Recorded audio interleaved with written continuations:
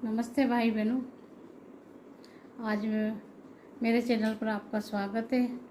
हमने दैनिक रेकी प्रार्थना मेडिटेशन कर लिया है और आज मैं थोड़ा सा आपको डायबिटीज़ के बारे में बात करना चाहती हूँ, क्योंकि डायबिटीज़ हमारे देश की 85% लोगों का हो चुका है और यह एक कॉमन बीमारी है। हर किसी को, बच्चे बूढ़े जवान किसी को भी हो जाती है।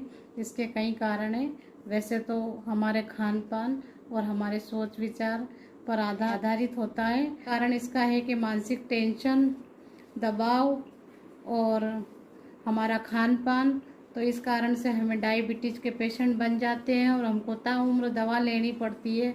तो थोड़ा सा मैं रेकी के माध्यम से और अपने विचार के माध्यम से इसका निराकरण बताती हूँ आपको कि सर्वप्रथम तो हमें ये ध्यान रखना है कि जो हम पानी पीते हैं आरओ का, उसके जितने भी सारे मिनरल है वो पानी में निकल जाते हैं। तो हम आरओ को पानी पीने वाले को कहना चाहते हैं कि आप एक बार सुबह नॉर्मल पानी अवश्य पिए, शुद्ध जल अवश्य पिए, बिना आरओ का पिए।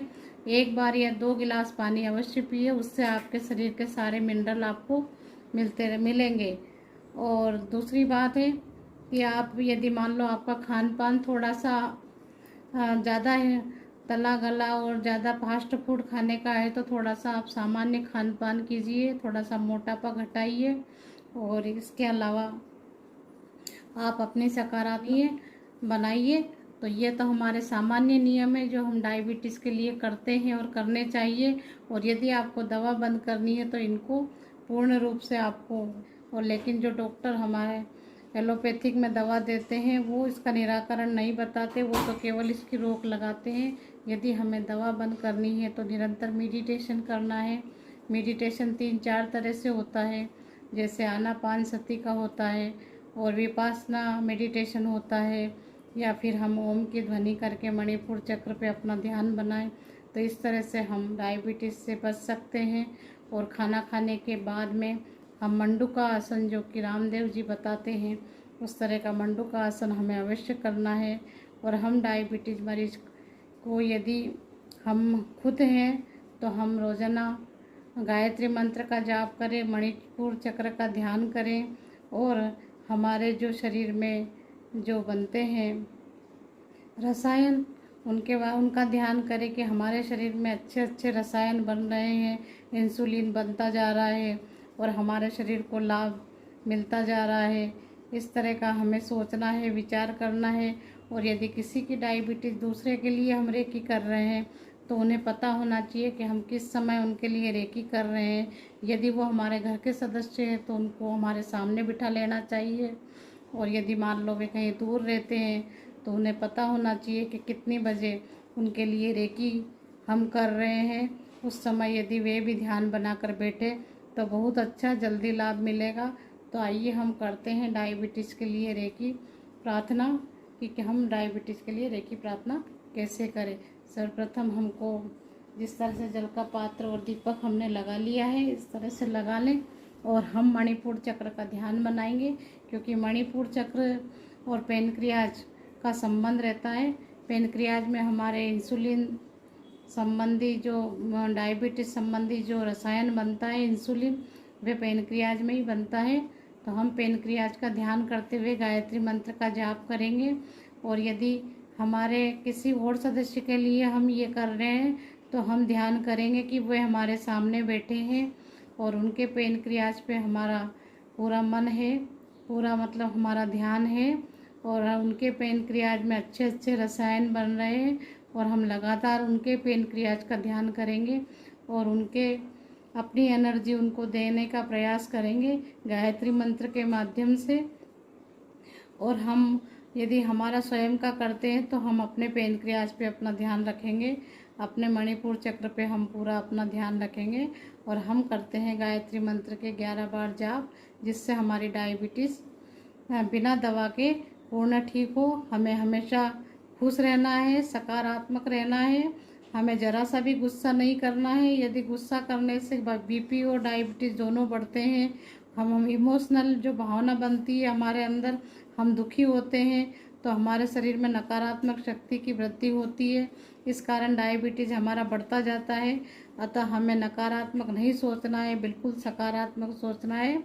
और अब हम करते हैं 11 बार गायत्री मंत्र का जाप और हमने मणिपुर चक्र का ध्यान करते हैं।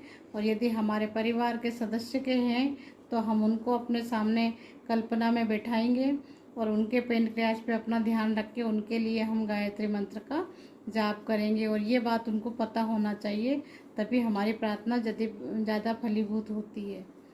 तो आइए हम करते हैं प्रार्थना।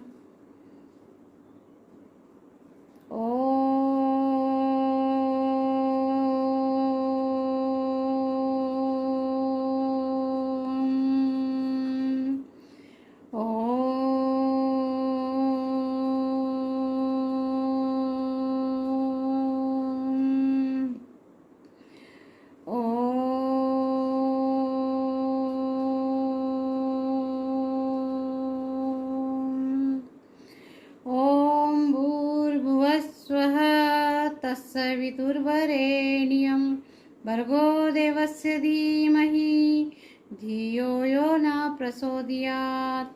ॐ भूर्भुवस्वः तत्सवितुर्वरेण्यं भर्गो देवस्य धीमहि धियो यो न प्रचोदयात्। ॐ भूर्भुवस्वः तत्सवितुर्वरेण्यं भर्गो देवस्य धीमहि धियो यो न प्रचोदयात्। ॐ भूर्भुवस्वः तत्सवितुर्वरेण्यं भर्गो देवस्य धीमहि धियो यो न प्रचोदयात्। ॐ भूर्भुवस्वः तत्सवितुर्वरेण्यं भर्गो देवस्य धीमहि धियो यो न प्रचोदयात्। ॐ भूर्भुवस्वः तत्सवितुर्वरेण्यं भर्गो देवस्य धीमहि धियो यो न प्रचोदयात्। ॐ भूर्भुवस्वः तत्सवितुर्वरेण्यं भर्गो देवस्य धीमहि धियो यो न प्रचोदयात्।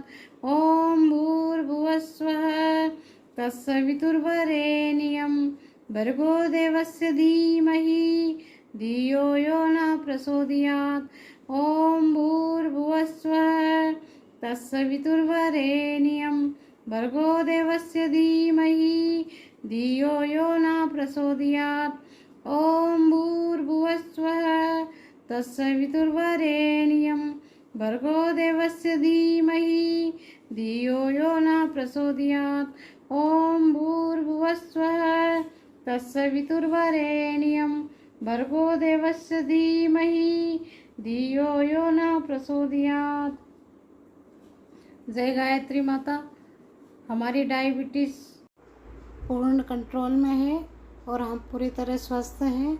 हमारी डायबिटीज़ जड़ से समाप्त हो चुकी है, हम स्वस्थ हैं।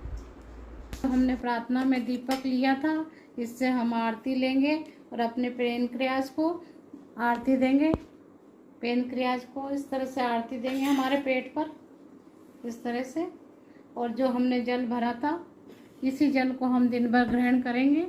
और जो जल हमने आपको बताया था कि आरओ का पानी पीने वाले सुबह रोजाना 2 गिलास गर्म पानी करें और उसको ठंडा करके फिर वह पानी अवश्य पिए, नॉर्मल पानी, बिना आरओ का पानी।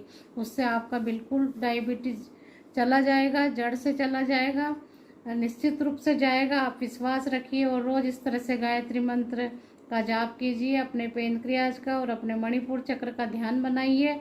और अपने परिवार के सदस्य को किसी को डायबिटीज़ है तो उनके लिए भी आप ये प्रे और प्रार्थना कर सकते हो। उनके मणिपुर चक्र का आप ध्यान करेंगे, आपकी एनर्जी उनके पेट से जाएगी, उनके पेट तक जाएगी, उनके पेनक्रियाज तक जाएगी और निश्चित ये ब्रह्मांड को संदेश जाएगा। और हम आपके परिवार के सभी सदस्य की डायबिटीज़ जिसके भी है, सबकी संपूर्ण रूप से समाप्त हो जाएगी। धन्यवाद दोस्तों, कल फिर मिलते हैं प्रार्थना में। जब तक की आज्ञा दीजिए।